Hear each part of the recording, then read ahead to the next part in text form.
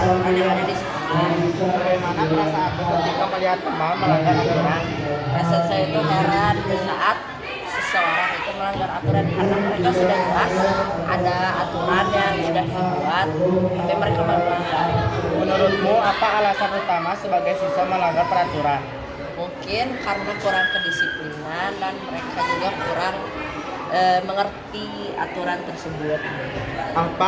Apakah ada aturan yang menurutmu kurang adil atau sulit dipahami?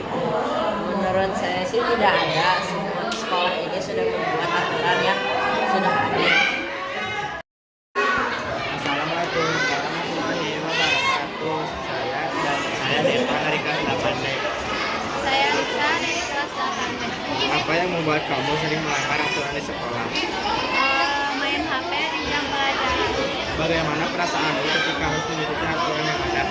Saya tidak akan mengulangi lagi kesalahan itu dan meminta maaf. Apa konsekuensi yang paling kamu rasakan setelah melanggar? Dan bagaimana dampaknya bagi kamu? Nggak ada.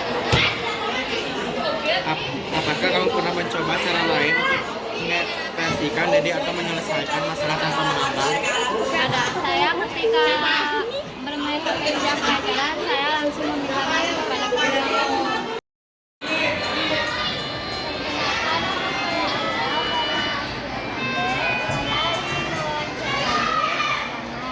Ini di mana? Apa jenis pelanggaran yang paling sering terjadi atau Kalau ditanya pelanggaran sebetulnya ada banyak ragam ya, yang paling sering terlihat dan berulang terus menerus biasanya itu dari mulai atribut itu yang paling pertama, kemudian yang kedua adalah pelanggaran etika biasanya berupa adab, entah itu pembulian ataupun perkelahian itu juga biasanya terjadi di lingkungan sekolah gitu. Yang ketiga adalah bolos walaupun mungkin nyicil satu tapi di standarisasi kami ketika lewat dari 80% itu merupakan pelanggaran berat dan memang harus dipanggil gitu. Kemudian yang terakhir adalah pelanggaran secara etika yang menurut gue itu lebih berat lagi, misalkan dengan merokok yang tidak semestinya dilakukan oleh seorang pelajar, atau misalkan dengan susila gitu berupa video atau apapun itu biasanya merupakan bagian dari pelanggaran. prosedur standar sekolah dalam menangani pelanggaran tersebut? Biasanya dari mulai pemberitahuan atau misalkan peneguran pada saat itu juga kita melakukan pelanggaran. Kemudian yang kedua adalah pemanggilan, kemudian penginformasian kepada orang tua. Setelah itu baru biasanya dari BK, kemudian kesiswaan, biasanya nyampe juga ke kepala sekolah. Baru yang terakhir mungkin yang paling fatal adalah pemindahan sekolah. Apa peran Bapak secara langsung ketika menemukan pelanggaran? Yang harus dilakukan tentu bukan hanya sebagai seorang siswaan, baik Bapak mungkin semua guru juga sama gitu. Peneguran paling utama yang harus dilakukan untuk penegakan kedisiplinan gitu. Ini jelas pasti dilakukan semua guru. Bagaimana Bapak menyeimbangkan antara menegakkan disiplin dan menjaga hubungan baik dengan siswa? Seperti lumrahnya seorang guru gitu yang tetap ada aturan, ya tetap aturan tetap ditegakkan gitu istilahnya. Kalau mereka salah ya salah gitu. Bukan berarti pendekatan ketika belajar atau konteks yang memang berbeda-beda gitu di situasinya. Kalau namanya pelanggaran ya tetap pelanggaran gitu. Itu akan sesuai dengan hukuman yang memang berlaku di sekolah. Apakah ada jenis pelanggaran yang Bapak anggap paling sulit untuk ditangani? Sebetulnya yang paling sulit itu adalah ketika internal diri sendiri yang memang tidak bisa melakukan perubahan-perubahan yang memang dilakukan gitu semestinya gitu. Kalaupun misalkan ditegur dan lain sebagainya, itu mungkin hal standarisasi yang umumnya dilakukan gitu. Kemudian sebagai guru juga upaya-upaya tersebut selalu masif atau selalu sering dilakukan gitu. Makanya sebetulnya yang paling berat bukan masalah di kitanya gitu, karena kita sebagai penyampai gitu ya. Justru yang paling berat adalah ketika melakukan perubahan itu sendiri dari internal dari seorang siswa. Saya Alia dari kelas 8B ingin mewawancara Apa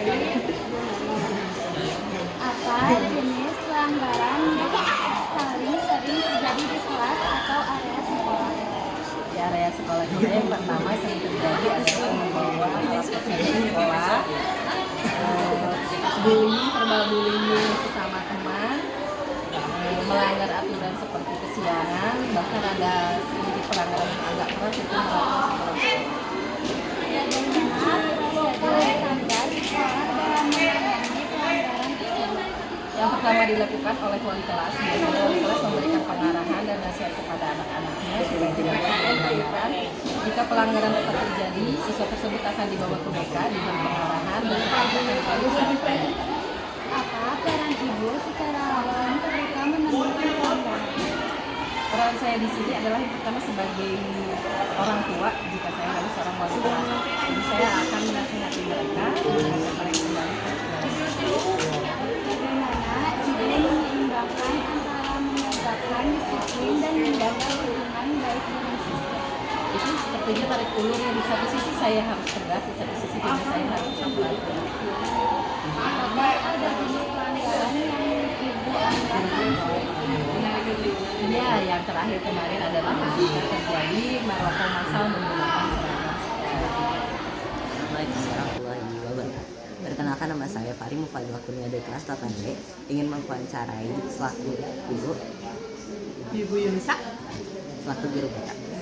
Pertanyaan ini, apa yang memotivasi ibu menjadi guru BK? Yang memotivasi motivasi itu sebagai guru, sebenarnya dari awal tidak ada niatan untuk menjadi guru sebetulnya, cuman karena apa ya, sebenarnya agak cukup tertarik dengan dunia psikologi. Jadi waktu itu bingung antara psikologi murni atau harus psikologi pendidikan gitu. Cuman karena jujur dulu terinspirasi dari guru BK yang di SMA gitu, bahwa ada ya guru yang tugasnya itu membantu siswa, nggak hanya sekadar mengajar gitu, tapi juga kan membantu kayak bimbingan akademik, itu membantu dalam pendaftaran ke universitas kan dulu. Jadi di situ mulailah untuk mencari tahu dan tertarik untuk kayaknya coba deh psikologi pendidikan.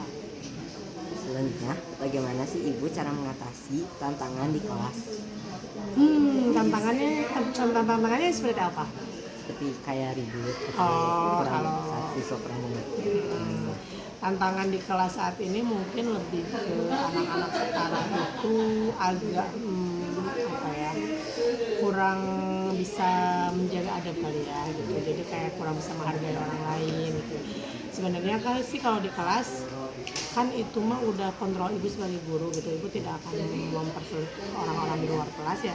Selama itu ibu di kelas ya ibu berusaha untuk tidak perlu marah, karena marah hanya menghabiskan energi gitu. Lebih kayak kalau misalkan memang saat ibu ngomong anak-anak ribut, ibu diam gitu. Nanti anak-anak juga biasanya mengerti sendiri gitu, oh ibunya diam berarti emang kita harus diam. Jadi ibu tekankan bahwa kalau misalkan memang ada yang kalian mau ngomong, ibu nggak akan ngomong dulu gitu, karena percuma ibu ngomong kalian ngomong gitu. Jadi lebih ke memberikan arahan-arahan yang mudah dipahami oleh anak gitu. Karena kalau misalkan memang harus bete, bad mood, marah keluar kelas juga nggak ada pengaruh apa-apa kalau menurut ibu mah gitu. Jadi lebih baik ke teguran-teguran seperti itu aja. Diam, liatin aja, diam di depan kelas, diam, liatin aja satu-satu. Nanti anak juga gitu, mereka juga akan diam sendiri kalau yang masalah ribut mah gitu. Kalau misalkan memang masalah-masalah, kadang ada juga yang sampai berantem di kelas, misalkan ada biasa dari bercandaan tuh terus jadi ribut. Ya biasanya ibu tenangin dulu, dipisahin dulu sama ibu dua-duanya. Yang satu ibu minta teman-teman yang lain handle, satu sama ibu minta tenangin diri dulu, tenang sampai dianya tenang, baru diajak ngobrol terpihak apa masing-masing. Kalau misalkan tidak selesai di kelas, biasanya ibu bawa ke ruang BK untuk diajak ngobrol lebih lanjut. Dan terakhir Bu, metode pengajaran apa yang paling efektif menurut ibu pengalaman ibu? Karena di BK sebenarnya tidak ada metode pengajarannya, kan beda gitu antara guru BK dengan guru makal. Jadi kalau di BK sendiri sih ibu ya pakainya metode bimbingan muslim aja gitu, lebih ke sharing, terus lebih banyak ke praktik gitu. Jadi ada refleksi, ada kegiatannya, ada aktivitasnya. Jadi anak tuh nggak cuma sekadar menerima ilmu, tapi juga bisa merefleksikan itu ke dalam kehidupan mereka. Jadi sebenarnya bisa lebih dipahami harapannya. Terima kasih Bu. Iya, mangga.